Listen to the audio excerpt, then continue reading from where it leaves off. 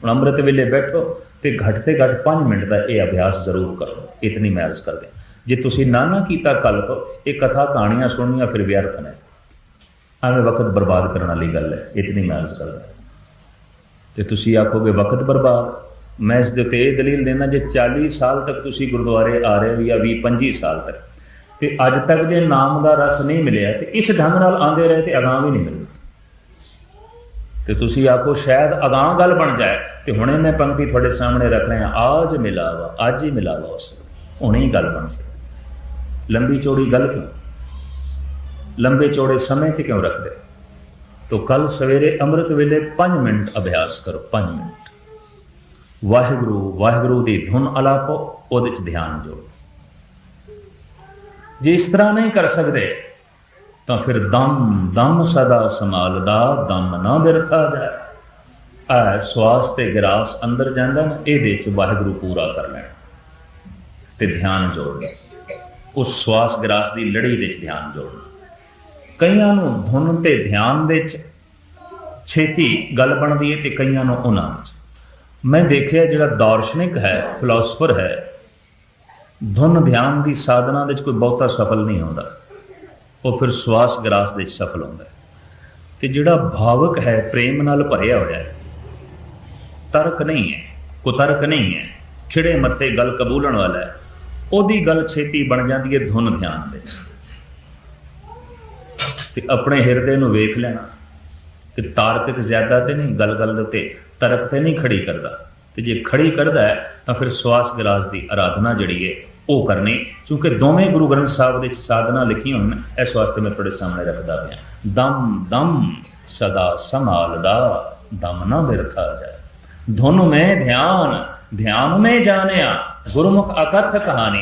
5 minute बैठ के सवेरे लाजमी करना, वाहिगुरु वाहिगुरु की धुन अलापनी, उस विच ध्यान जोड़ना ते गल बन जाएगी। तो सुखदेव नूं व्यास कहन लगे, सुखदेव तू किसी गुरु तो ढंग नहीं सीखिया, युक्ति नहीं सीखी, उगती नहीं सीखी, जा किसी तो ढंग सीख। ते इंज ना समझण ढंग कोई इस तरह का हुंदा जिवें बाहर लोकी ढंग सीखण जांदे ने। भगत कबीर तो पुछया कईयां ने भी तू दस ढंग की है, तरीका की है नाम जपण दा, विधान की है, विधि की है। ते उन्हें जिहड़ी गल आखी वो भी मैं तुहाडे सामने रख रहा। कबीर कहंदे तज भरम कर्म विध निखेध, विध विधि ढंग, निषेध कहंदे है नहीं, रद्द कर दे, कोई विधि नहीं, कोई ढंग नहीं, और मैथों कोई ढंग ना पूछ। हुण कबीर जैसा संत ऐसा आखे तो थोड़ा सोचना पएगा, फिर ये कहना पएगा भी जब कोई ढंग नहीं तो तू की करना है, फिर वही दस दे, तुसी किस तरह करते हो वही दस दे। कबीर कहते ढंग कोई नहीं, तज भरम कर्म विध निखेध राम नाम ले ही गुरु प्रसाद जन कबीर राम कर सनेही। बस तू राम राम आखी जा, और कोई ढंग नहीं और कोई तरीका नहीं। हुण कोई तरीका नहीं ये भी आख गए, पर तरीका है भी दस गए। तरीका नहीं है, ऐसा आखण की लोड़ क्यों पई? दरअसल ऐसा आखण की लोड़ इस वास्ते पई है, हुण किसी बंदे दे अगों पानी का गिलास रख दईए तो वह आके ढंग दसो, तरीका दसो किवें पीए, तो उन्होंने प्यास नहीं लगी होनी, तभी ढंग पुछदा है। हुण 36 प्रकार के भोजन थाल दे परोस के बंदे दे अगों रख दईए तो वह आके ढंग दसो जी किवें छकीए, ढंग दसो, इनू भुख नहीं लगी होनी। कबीर कहते हैं जिहड़े नाम जपण दा ढंग पुछदे ने, इन्हां ने जपना ही कोई नहीं, ये तभी पुछदे इंज इशारा कर। नहीं तो भुखा बंदा कदी रोटी छकण दा ढंग पुछदा, प्यासा बंदा कदी पानी पीण दा ढंग पुछदा। और जिहदे अंदर रब दी तड़प पैदा हो जाए ओहदी जबान आपे ही वाहिगुरु वाहिगुरु करन लग पैंदी, कोई ढंग पुछदा। कबीर मेरी सिमरने रसना ऊपर राम, बस जबान चल रही है, नाम चल रहा है। तज भरम कर्म विध निखेध राम नाम ले ही। भगत कबीर कहने कोई विधि नहीं, कोई ढंग नहीं, कोई तरीका नहीं, बस राम राम कर। हुण तरीका कोई नहीं ते फिर भी तरीका दसी जांदे राम राम कर। दरअसल कबीर कहना अंदर तड़प होए तो जबान जपना शुरू कर दे गल बन जाती, सिलसिला बन जाता। कबीर का ढंग ये, भगतां का ढंग ये है। चूंकि भगत भावना नाल भरे हुए सन, प्रेम नाल भरे हुए सन, तो उन्होंने बंदियां नूं ये तरीका सुखैन लगता है। पर जिहड़ा तार्किक होवे, बहुता ही तर्कबाज होवे, गल गल दे उत्ते बहुती तर्क खड़ी करे, धुन ध्यान की गल उसनूं फबेगी नहीं। बई वाहिगुरू वाहिगुरू मैं उच्चा आखां, लोकी की आखणगे। और यकीन जानो कई शर्म के मारे नहीं आखते। बई इस तरह हुण घर में बैठ के वाहिगुरू वाहिगुरू आखण लगा तो किधरे बच्चे पगला ना आख दें, किधरे पत्नी ना आख दे सिर फिर गया तो पुलिस में फोन करे, ऐसा ना हो। कई शर्म के मारे नहीं करते। साहब कहते सुन सखिए प्रभ मिलन निशाने, मन तन अरप तज लाज लुकान।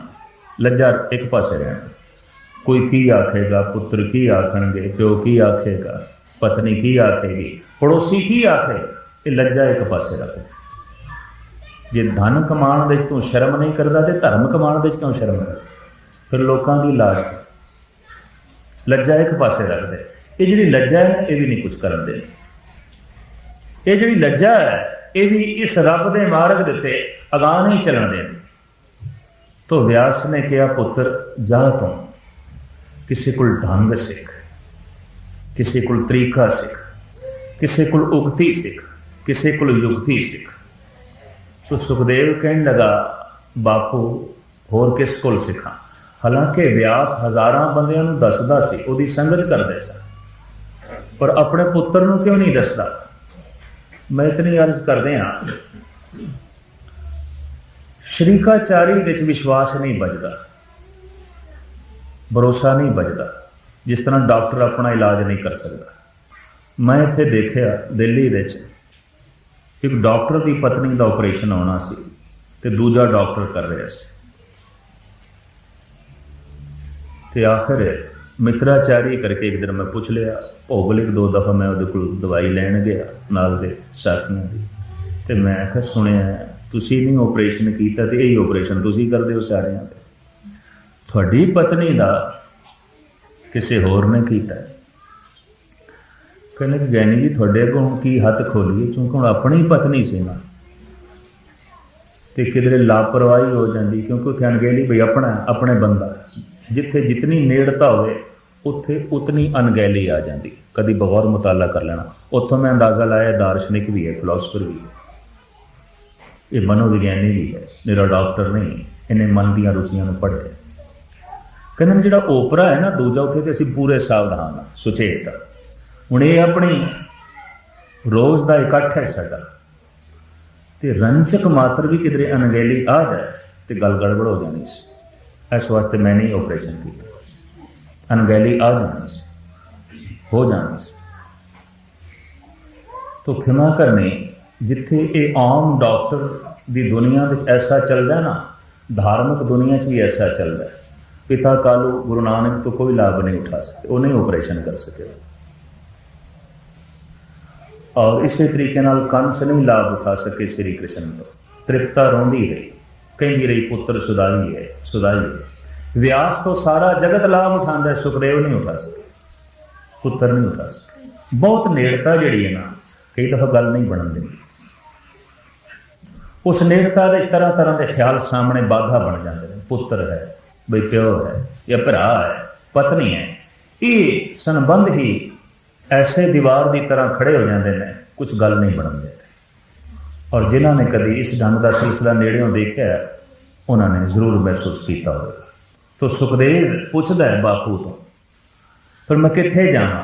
भी जनक कोल जा, जनक तैनूं दसेगा।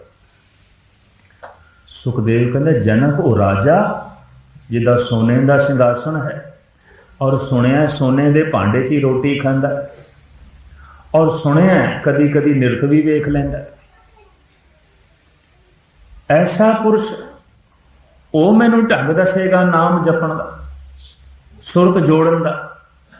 व्यास कहण लगे हाँ उही तैनूं दसे, तू जा। ਹੁਣ ਚਲਾ ਗਿਆ, ਇਹਨੇ ਰਸਤੇ 'ਚ ਨਦੀ ਤੇ ਇਸ਼ਨਾਨ ਕੀਤਾ। ਹੁਣ ਚूंकि ਹੁਣ ਗੁਰੂ ਭਾਵਨਾ ਨਾਲ ਜਾ ਰਹੇ ਆ, ਪਿਓ ਜੋ ਭੇਜ ਰਿਹਾ ਵੀ ਗੁਰੂ ਹੈ ਤੇਰਾ, ਜਾ ਉਹਨੂੰ ਗੁਰੂ ਬਣਾ। तो हुण गुरु कोल जाना है, तो फिर उन्हें नदी च रस्ते च इशनान किया, पवित्र भावना नाल, पवित्र तन नाल जाना।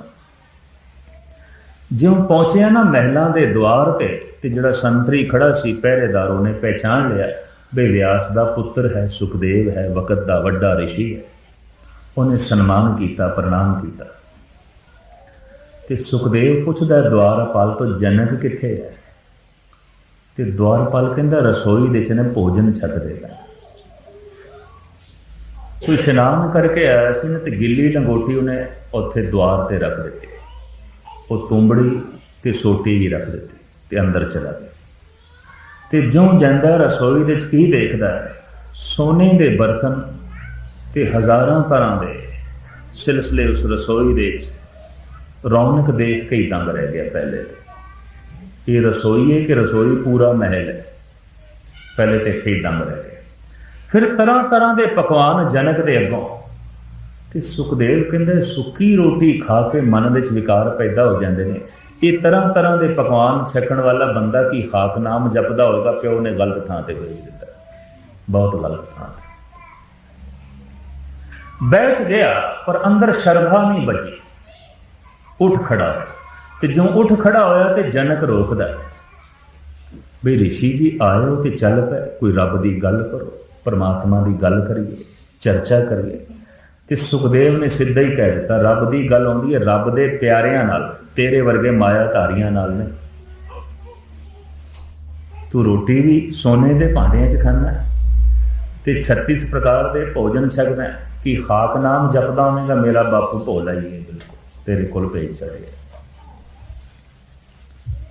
उस वक्त जनक ने कहा भी मैं ये आख्या कोई बैठी है रब की चर्चा करिए, मैं नाम जपदा या नहीं जपदा, मैं इस तरह का कोई दावा नहीं किया भी रब की चर्चा करिए, परमात्मा की गल करिए, आ बैठ। तो सुखदेव कहंदा तेरे कोल की परमात्मा की गल सुननी, तो इन्ना मायाधारी। तो जनक कहने लगे चलो नहीं सुननी तो कम से कम सुनाई, तू सुना, फिर तेरे कोल सुन ले, तू सुना। जे मेरे को सुनन विच तैनूं इनकार है, इतराज़ है, तो मैनूं कोई इतराज़ नहीं, तू सुना, शायद मेरी कोई गल बने। बड़ी निर्माणता, बड़ी गरीबी। सुखदेव बैठते गया, हूँ गल ना फुरे उन्होंने कोई। इतने च की होया, जिहड़ा संतरी सी ना द्वारपाल, वो भजे होया आया ते कहंदा राजन महलां नूं अग लग गई। तो राजे ने कहा अच्छा तू जा, सी ऋषि नाल थोड़ी जी चर्चा करनी। तो सुखदेव ते दंग रह गया, भैन अग लगी है, तो यदा चेहरा उस तरीके नाल कोई फर्क नहीं पिया। तो जनक कहंदा अच्छा सुखदेव फिर कर कोई गल परमात्मा की। वो द्वार पार फिर भजया होया आया, तो कहंदा राजन वो अग वध गई, अद्धा महल उसकी लपेट दे आ गया। जनक कहने कोई नहीं, एक ऋषि का पुत्र और ऋषि के रूप में मेरे कोल बैठा, कोई गल नहीं। जब इन्ने वड्डे एक ऋषि का पुत्र ते पुत्र भी ऋषि होवे, वो मेरे कोल बैठा हो, तो इनू छड़ के मैं अग का स्वागत करने वास्ते नहीं जा सकता। ये महान मनुख बैठा, बड़ा महान मनुख बैठा। पर उस द्वारपाल ने कह दिता राजन अग तो बहुत वध गई है, जिथे मैं खड़ा पैरा दे रहा उस पासे भी लपटां उहदियां आण लग पईयां। तो सुखदेव कहंदा उस पासे भी लपटां आण लग पईयां, भज पिया। तो जनक कहंदे क्यों भजे? ऋषि जी भजे क्यों जाते हो? आखन लगा तू तो राजा है ना, तो मेरे को एको ही लंगोटी उत्थे मैं छड्ड आया, किधरे जल गई तो फिर एको ही तुंबड़ी है। तो उस वक्त जनक कहने गल सुन, मायाधारी कौन है, बस ऐदा फैसला हूँ तू कर। जिस दे इन्ने महल जल रहे हो उन्होंने भाजड़ नहीं पई, तो जिहदी लंगोटी अजे सड़ी भी नहीं भाजड़ा पहले ही पै गई। अंदाजा लगा कौन फसे हुआ। तू जितना इस लंगोटी च फसे हुआ है, इतना भी मैं इस महलों च नहीं फसे हुआ। अंदाजा लगा। और ये लंगोटी तेरी मेरे महलों नालों ज्यादा कीमती है। ऐ ऋषि थोड़ी जी विचार कर, तेरी ये लंगोटी मेरे सोने के भांडियां नालों ज्यादा कीमती है। क्यों कि जलते हुए सोने ने महला ने मैनू नहीं भाजड़ा पाइया, लंगोटी ने तेनों भाजड़ पा दी। महल मेरा अद्धा जल गया, भाजड़ नहीं पई, लंगोटी तेरी जली नहीं तां भी भाजड़ तेनों पै गई है। ते ऋषि तू खुद सोच ले लंगोटी तेरी कितनी कीमती है। तू सोचिया ही नहीं, जा विचारिया ही नहीं। अख खुली सुखदेव की, हाँ ये महलों नालों ये लंगोटी बहुत कीमती है। क्यों कि महलों की भी इसनों इतनी पकड़ नहीं जितनी पकड़ मैंने इस लंगोटी दी है। और ये लंगोटी की इतनी पकड़ जब मेरी सुरत दे है तो मेरी सुरत नाम नाल किस तरह जुड़े, निक्की जिहां गल दे जनक ने समझा दिता। तू तो फसे है, निक्कियां निक्कियां चीज़ां ने तेनों रोकिया, मैनूं वड्डियां चीज़ां ने भी नहीं रोकिया। गल सिर्फ इन्नी है, सुरत जिहड़ी है ना बहुत निक्कियां निक्कियां चीज़ां ने सानूं रोक रखे, वड्डियां दी ते गल छड्डो। दरियावां दे वैण कई दफ़ा चट्टानां करके रुकते हैं, कंकरां करके नहीं, पर साडी सुरत दा वेग ते निक्के निक्के पत्थरां ने रोक रखे। बिल्कुल निक्कियां निक्कियां चीज़ां ने, कभी बगौर मुताला करके वेखना, नाम नाल सुरत नहीं पई जुड़दी, अगों पहाड़ नहीं, निक्कियां निक्कियां चीज़ां। वो सुखदेव की लंगोटी तो ज्यादा नहीं होणगियां, बस उन्हीं वो ही नहीं सुरत नूं अगां जाण देंदियां, वो ही नहीं सुरत नूं जुड़न देंदियां। तां फिर रो पिया सुखदेव, कहंदा राजन मैं तुहानूं आउंदियां भी राजन कहा ते हुण भी, पर हुण मैं तुहानूं गुरु कहना, मैनूं शिक्षा दीक्षा देओगे? जनक कहंदा हाँ जदों योग होवेगा, अजे नहीं तू योग। गुरु ग्रंथ साहब दे एक इशारा मिलता है कि झूठन झूठ परी सिर ऊपर खिन मलुआ तिल न डुलावेंगे। गुरु अर्जन देव जी महाराज ने लिखे योग होवेगा। तो सुखदेव नूं महसूस होया हंकारी हाँ, ऋषि होने का माण है, प्यो मेरा ऋषि है, हंकार है। रसोई का जिहड़ा पिछोकड़ सी ना पिछवाड़, उत्थे जा बैठा। ते जनक के घरों सैकड़े साधु संत रोज़ भोजन छकते सन, ते भोजन छकाउण का तरीका इसी पतलों के। तुहानूं हिंदुस्तान विच कदी कदी बड़े बड़े भंडारियां दे देखण नूं मिलणगे, पतलों दीयां थालियां बनाईयां, पतलों दी कौले बनाते हैं, अज भी हैं बड़े बड़े मंदिरों जिथे लख लख 50-50 हज़ार बंदा भोजन छके फिर यही करना पैंदा है। 400 साल जब गुरपुरब सी श्री अमृतसर साहब का जयंती मनाई गई, समाप्ति करते हैं, तो हुण 22 लाख बंदा अमृतसर पहुँचे, फिर इन्हां पतलों नाल काम चलाया। हुण 22 लाख वास्ते 22 लाख भांडे, तो पतलों नाल काम चलाया, छेती गल बन गई। तो जनक के घर लंगर होंदा सी, रोज़ साधु संतां तो पतलों नाल काम चलांदा सी। रसोई के पिछे जा बैठा, जाप उसने आरंभ कर दिता। वो झूठ उसके उत्ते सुट्टी जाती रही, झूठन झूठ परी सिर ऊपर खिन मनुआ तिल न डुलावें। इन्ना निर्माण हो गया, पहले निक्की जिहां गल ते अग बगोला हो जाता सी, पर अज कोई झूठ उपर सुटदा पे तां भी चुप, ठीक है कोई गल नहीं। झूठ आखिर जनक की रसोई दी है, झूठ आखिर जनक के महलों की ना, उस पुरुष के महलों की है जिस दे अंदर महलों की भी पकड़ नहीं, और उस बंदे ते झूठ पैनी चाहिए जिन्हों लंगोटी की भी इतनी पकड़ है। शर्मसार से कहते पतलों के थले दब गया, पतलों का ढेर इतना उच्चा हो गया, वो विचे दब के रह गए। ते जाप आरंभ, जब ढेर बहुत होया तो पत्ते चुके जाते होंदे सन। अज जब सफाई करने वाले पत्तियां नूं चुकण आए ने ते जनक भी उत्थे खड़े, ते कहंदे ढंग नाल पत्ते चुकना, इन्हां पत्तियां दे थल्ले कोई महारिषि बैठा, इन्हां झूठे पतलों के नाल एक ऐसा पुरुष पवित्र हो गया जो देख के भी हैरानगी होती है। ये उपर पई है झूठ, पर गजब की गल है मन के उत्ते जिन्नी झूठ पई सी सारी धुल गई। बड़ा पवित्र मनुख बैठा है इन्हां झूठे पतलों के थल्ले। इस झूठ के थल्ले एक महान आत्मा बैठी है, ढंग नाल पत्तल चुकने, खराश ना पहुंचे, चोट ना लगे, पत्ते सहजे सहजे हटाए गए, थल्ले समाधि च बैठा सी, लीन बैठा सी। जनक ने उठा के गल ना लाया, आख्या हाँ जद हुण तैनूं लंगोटी की पकड़ नहीं रही, हुण तैनूं महलों की भी पकड़ नहीं, और हुण तो जीवन मुक्त है। हुण तैनूं संसार की कोई चीज़ पकड़ नहीं सकती, तू हर चीज़ के कोलों लंघ जाएगा।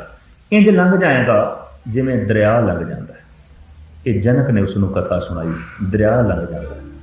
तो दरिया शमशान घाट के कोलों लंघ जाता है, एक बगीचे के कोलों लंघ जाता है, उजाड़ के कोलों लंघ जाता है, बाजारां दी रौनक के कोलों लंघ जाता है, शहरां ते कस्बियां के कोलों भी लंघ जाता है, किधरे रुकदा नहीं। जे मरगट घाट के कोलों लंघदा है तो रोंदा नहीं, जे फुल्लां दे बगीचियां के कोलों लंघदा है दरिया, उत्थे हसदा नहीं, मुस्कुरांदा नहीं, उहदी अपनी रवानी है। जे शहरां के कोलों लंघदा है तां शोर नहीं करदा, जे सुनसान रस्तियां चों लंघदा है तां उहदी सुनसानी दे कोई उदासी नहीं पैदा हुंदी, उपरामता नहीं पैदा हुंदी, उहदा वहण जारी है। चैन उदों ही मिलता है जब सागर दे च लीन हुंदा। जनक ने कथा सुनाई, हुण तेरी जीवन की धारा चाहे रस्ते च बाजार आवन, रौनक आवन, मरगट घाट आवन, किसी की मौत हो जाए, किसी का जन्म हो जाए, खुशी हो जाए, गम हो जाए, तेरी जीवन की धारा हुण चलती रहेगी। तू दरिया की तरह होगे, हुण पावन नदी की तरह होगे, हुण तेरी सुरत में कोई रोक नहीं सकता, हुण ये शव सागर दे पहुंचेगी। तो मैं इतनी अर्ज करा, ये सुरत अगां चल सके ते नाम दे च लीन हो सके ते रस मान सके, ढंग दो ने दम दम सदा समालदा, दम ना बिरथा जा। एक ये दूजा ढंग है धुन में ध्यान, ध्यान में जानिया गुरमुख अकथ कहानी। धुन दे च ध्यान जो वाहिगुरु वाहिगुरु दी धुन अलापनी, ये ध्यान जोड़ना। सिर्फ एक 5 मिनट का वक्त कढ़िया करो सवेरे। ये ठीक है 5 मिनट दे 4.5 मिनट भी नहीं जुड़ सकोगे, 1 सेकंड भी नहीं जुड़ सकोगे। भी देख लेना, सवेरे तुसी पढ़ना, ध्यान एक पासे होगा, धुन एक पासे होगा। वाहिगुरु वाहिगुरु आखना जबान ते होगा, ध्यान किसी होर पासे होगा।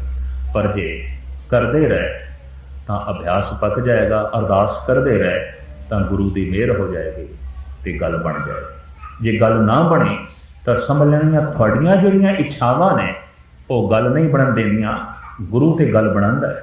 इंज ना समझना गुरु की बख्शिश किसी वक्त आउंदी है। ये ना सोचो सूरज दे वक्त किसी वक्त अंधेरा हुंदा है ते किसी वक्त रोशनी आउंदी है। इत्थे रात हो गई है तो इहदा ये मतलब नहीं सूरज दे च अंधेरा आ गया। सूरज तो रोशन है, हुण भी किसी ने रोशनी दे रही, 8 पैरों रोशन है। हाँ, जिहड़ा जमीन का खिता सूरज तो एक पासे हो जाता, उत्थे अंधकार आ जाता है। गल सारी जिहड़ी उत्थे परमात्मा हर वक्त बख्शिश करता है, पर जिहड़ा उसकी बख्शिश तो मूँह मोड़ लैंदा है, बस उत्थे अंधेरा हो जाता है। ऐसा नहीं वो करोपी करता, रब करोपी करता नहीं, करोपी करना जानता ही नहीं, वो कठोर है ही नहीं। गुरु कदी करोपी नहीं करता, गुरु कदी शराप नहीं लेंदा, बख्शिश करता है, दया करता है। पर फर्क इतना है, हुण जिहड़ी जमीन का खिता सूरज की तरफ पिठ कर बैठे, उत्थे अंधेरा हो जाता है। तो जिहड़ा मनमुख होवे, मन के अधीन चलन वाला होवे, गुरु की मेहर तो वांझिया रह जाता है, गुरु की बख्शिश तो वांझा रह जाता है, गुरु की रहमत तो वांझा रह जाता है। और गुरु की रहमत तो खास करके वो जरूर वांझा रह जाता है जो गुरु की इच्छा दे अपनी इच्छा जोड़ता, गुरु की मर्जी दे अपनी मर्जी जोड़ता। गुरु कहता है इंज कर तो ये आखे नहीं, इंज नहीं हो सकता। गुर सिख मीत चलो गुर चाली, जो गुर कहे सोई भल मानो, हर हर कथा निराली। गुरु की इच्छा विच अपनी इच्छा जोड़ दे, गुरु की भावना विच अपनी भावना जोड़, गुरु के हुक्म दे तू राजी रह। ते बाबा फरीद कहते ना अज ही गल बन जाएगी, गल कल की तो गल ही छड़, परसों की गल ही छड़। आज मिलावा शेख फरीद टाकम कूंजणियां मनो मचिंदड़ियां, पिछले जन्म में गल बनेगी, अगले जन्म में गल बनेगी, 5-10 साल में गल बनेगी। इस चिंता च कदी ना पैना, इन्हां चक्रां च कदी ना पैना। अज ही गल बनेगी जे अपनी इच्छावां नूं एक पासे रख दईए ते गुरु की इच्छा दे राजी होके जाप आरंभ कर दईए, रस बन जाएगा, आनंद बन जाएगा। पातशाह रहमत कर असी गुरु की रजा दे राजी रह सकीए ते दम दम दे नाल उसनूं याद कर सकीए, या धुन ते ध्यान की साधना कर सकीए, तो वह अवस्था साड़ी भी बने। जीवन दे चों सारी जिन्नी झूठ है वो सारी लह जाए, उतर जाए, ते महान पवित्र नूर अंदरों प्रगट होए। ऐसा वसीला सतगुर साडा भी बना।